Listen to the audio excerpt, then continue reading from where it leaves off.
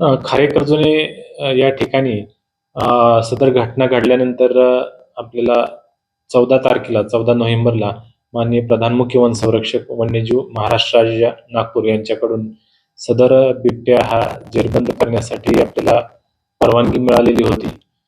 त्यानंतरही एक म्हणजे इन्सिडेंट झाल्यामुळं आपण अथक प्रयत्न करून तो लेपर्ड सापडत नसल्यामुळे आपण त्याला शूटिंग करण्यासाठी माननीय प्रधान मुख्य वन संरक्षक महाराष्ट्र राज्य यांना शिफारस केलेली होती आणि त्या दृष्टिकोनातून आपल्याला काल संध्याकाळी हा लेपर्ड शूट करण्याची सुद्धा आपल्याला परमिशन मिळालेली आहे. आपल्याकडे सद्यस्थितीत 2 पथकं या ठिकाणी शूट करण्यासाठी निघालेली आहेत आणि एक पथक आपल्या अहिल्यानगर जिल्ह्यातलंच आहे आणि एक पथक पुणे जिल्ह्यातलंच आहे. हे पथक पोहोचल्यानंतर आपण पुढील शूटिंगची जी मोहीम आहे सुरू करणार आहोत.